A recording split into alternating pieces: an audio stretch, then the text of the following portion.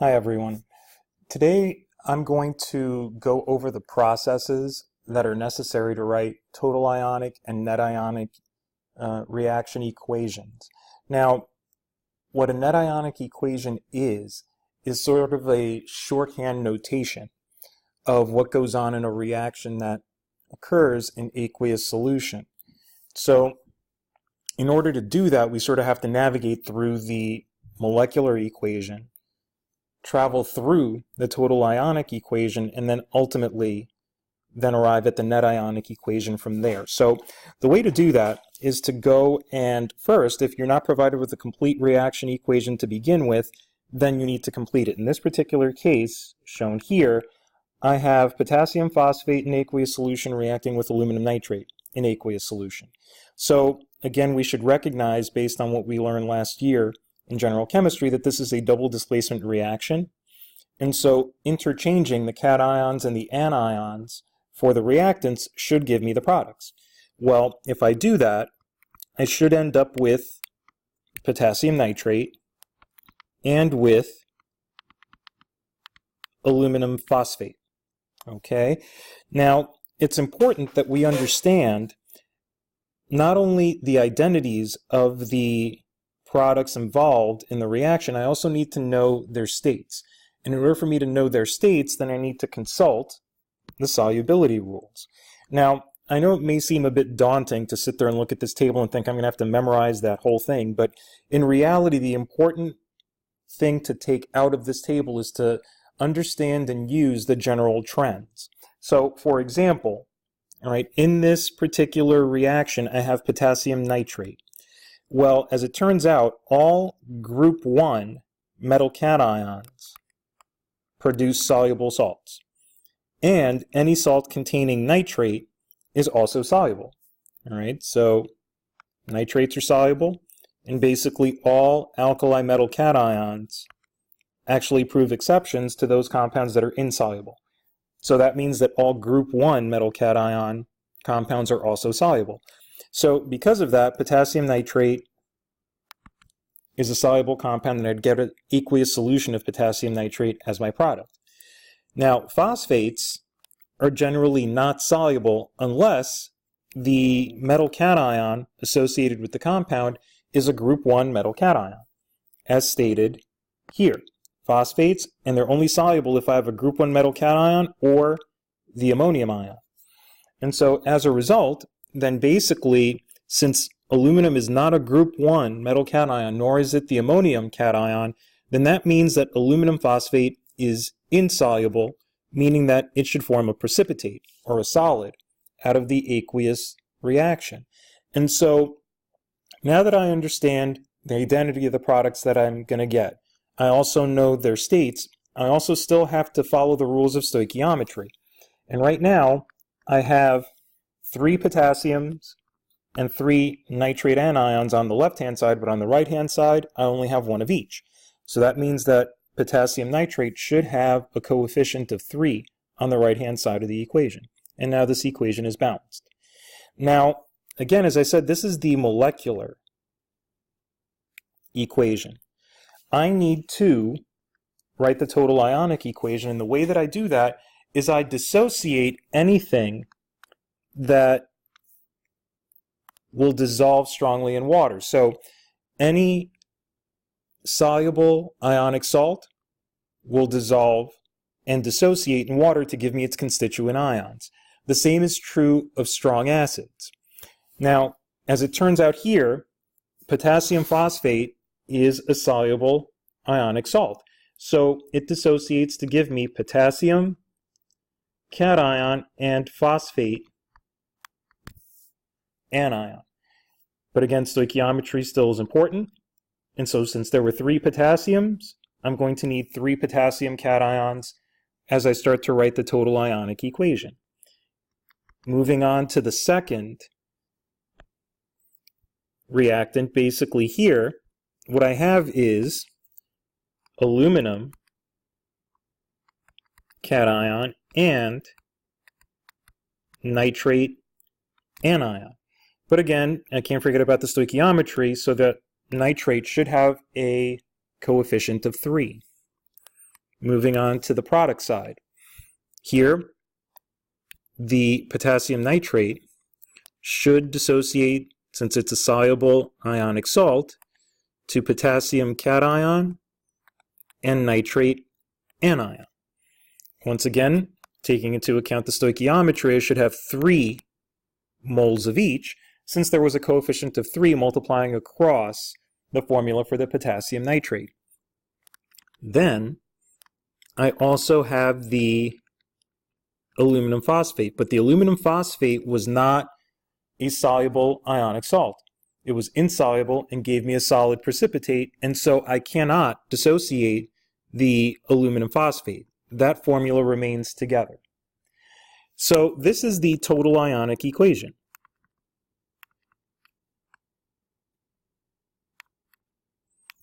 Okay, if I'm going to write the net ionic equation, then what I need to do is cancel the spectator ions. Okay, now spectator ions are those ions that appear on both sides of the total ionic equation. Because if they appear on both sides of the total ionic equation, that means they're not actively participating in the reaction, and are thus considered spectators to the reaction. And so if I look carefully on both sides of the equation, the potassium is present on both sides, and the nitrate is present on both sides. If I write what's left, I should get aluminum cation, which was part of an aqueous solution, so I'll indicate its phase as an aqueous solution. And I'm going to combine that with phosphate anion, which was also part of an aqueous solution. And that's going to give me aluminum phosphate solid. Okay, so this is my net ionic equation. Okay, let's try one more. Okay, this time let's actually try a word equation and then write the molecular equation, then the total ionic, and then the net ionic forms of that same equation. So I have barium nitrate. So that's barium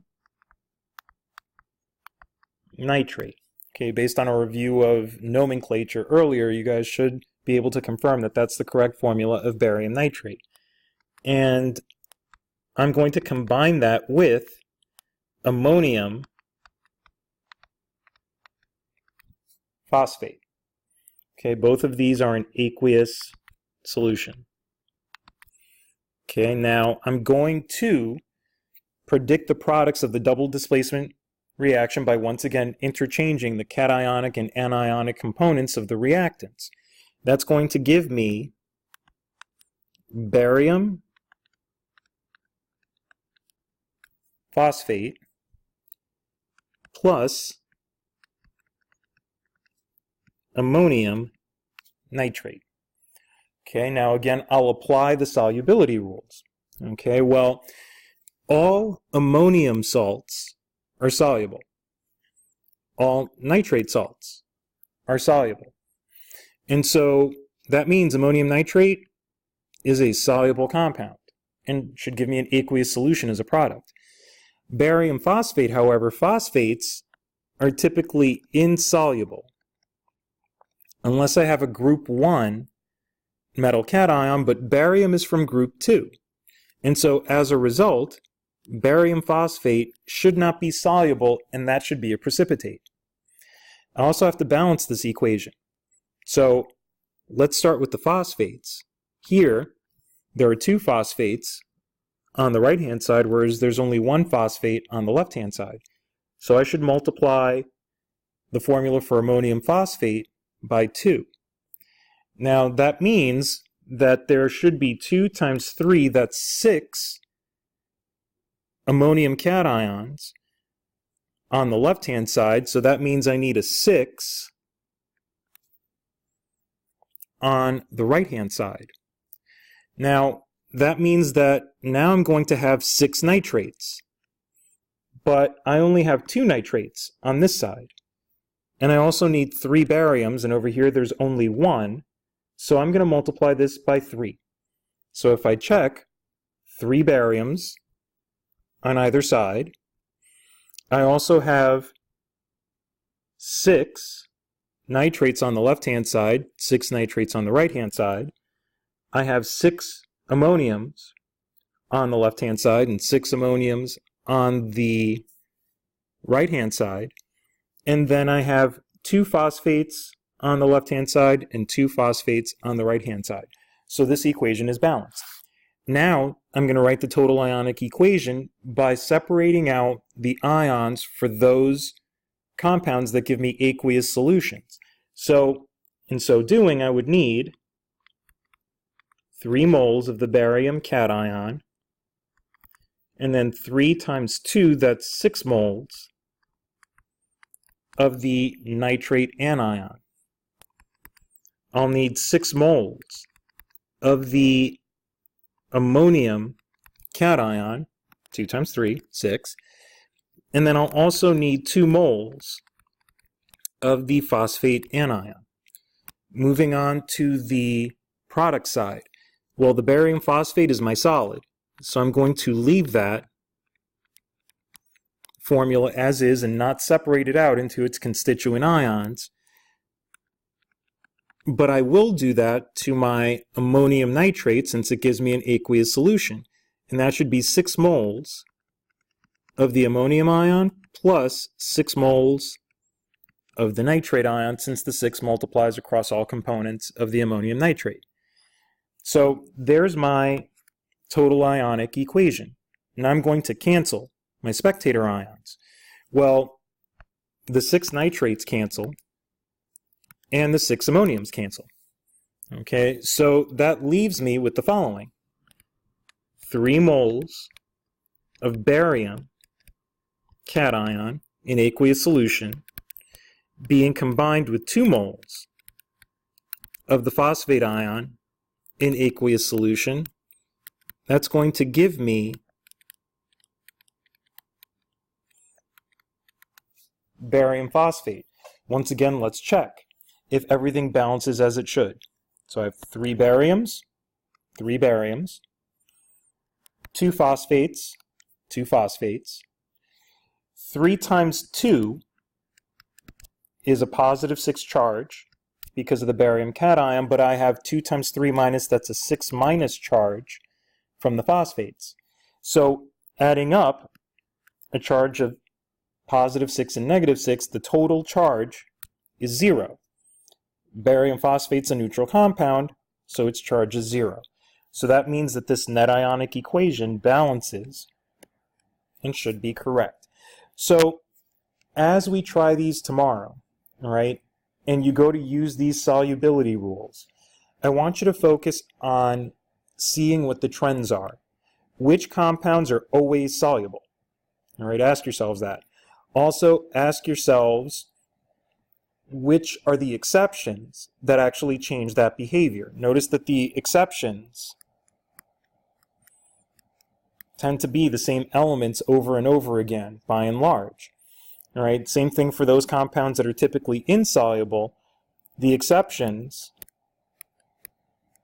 seem to always be the same ions from one set of anions to the next. And so try to make use of general trends of solubility instead of memorizing the chart.